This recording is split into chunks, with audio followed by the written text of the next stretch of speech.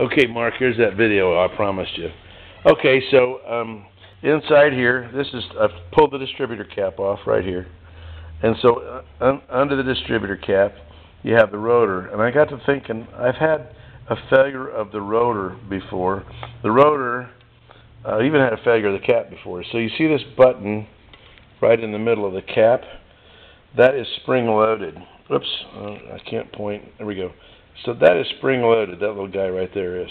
And I have taken a cap off, and that damn spring-loaded assembly be gone. You know, I don't know where it went, but it was gone. So that's a possibility, even on a new cap, that has fallen out, perhaps. I don't know. Like I say, I can't imagine. I'm having trouble imagining what could have happened between when we ran it and when you got it. But anyway, so that's one possibility. I just make sure that you've got that button, because what it does is it rides on the rotor, that rides on it, and of course that's what distributes the spark to the proper cylinder at the proper time. Now the other thing I've seen is this thing get caught inside the distributor cap, and then this thing just get turned at an angle, and instead of straight out. And so of course then it's not firing at the right time. It can't send the spark at the right time, because it might even be between terminals when the spark happens, because this thing's offset to the rear. So that's a possibility. So there's your rotor button. Now you'll see the lobe I was talking about down here. If you look down on this one, of course, it only has 4, because this is a 4-cylinder engine. But that lobe opens and closes the points. And right now the points are open because it's at the top of the lobe, but it opens and closes the points. So, matter of fact, because of there's a spark advance in here, I'll explain why you have to have a spark advance, but you can generally move that and open and close your points. Sometimes you can open and close them when you rotate your distributor a little bit. Okay, so as I mentioned, you've got a wire that comes from your key switch, and it goes to the positive terminal on your coil. And so we should determine that there's truly voltage there. All right, and then, as I mentioned, these points open and close. So I'm not going to open and close them. What I'm going to do is I'm going to get a jumper wire here. Yeah, here we go. I think this one's good. No, that's the bad one. I'm going to get a jumper wire, and I'm going to make the spark happen. I'm going to show you how you can check the coil. You're bypassing the ignition points.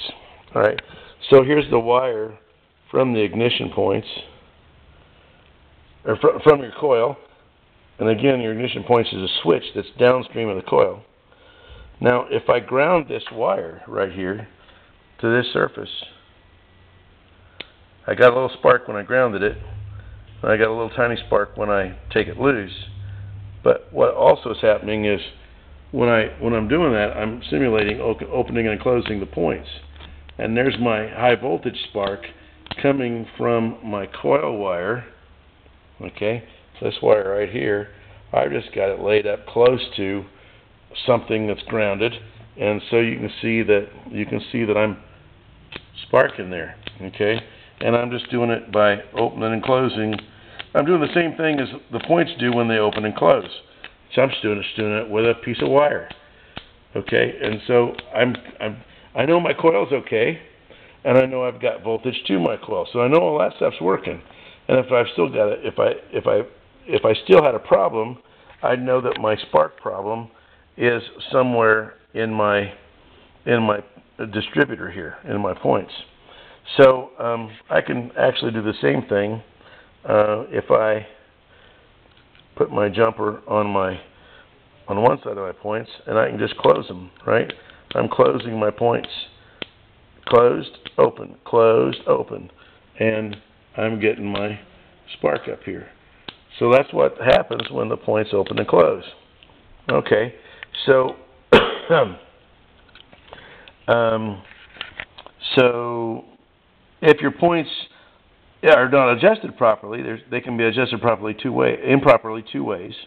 And this is about the proper gap, which is about 16, 17 thousandths, might be 22 thousandths. A tool called a feeler gauge is how you set that. In the absence of a feeler gauge, you can use a matchbook cover, but now that we don't smoke anymore, matchbook covers are kind of hard to come by. But at any rate, okay. If the points don't close all the way, then you can never energize your coil. And if you never energize your coil, then you can't de-energize it and create a spark. All right. So if your points are staying closed and they're adjusted to where they're not opening at all, then you don't have. If they don't open, then the magnetic field inside the coil doesn't collapse and it doesn't throw a high voltage spark. So those are the things that can go wrong right there. So I'd start by verifying that you've got voltage when you turn your key on to actually have voltage on the plus side of your coil. And one thing I really haven't ever experimented with is if my points are closed, what does my voltage read? So I've got points closed. And if I was to read the voltage here at the coil against something that's grounded, I'm not reading volts. Make sure you're reading volts DC. Make sure you're on volts DC has the V in the straight line. Volts AC, which we don't have AC on a boat, but volts AC is with the curvy line. All right, so which is supposed to have a sine wave to depict a sine wave. So now, yeah, so that dropped my volts in half. It dropped me down. I've got a 13 volt or 12 volt battery, so it dropped my volts below half. Now with my points open, I just pulled my, that's what I was using to simulate this is the jumper I was using to simulate my points being closed. With my points open, I should get a full 12 volts or so right here, and I do. I get almost 13 volts because that's how hot the battery is.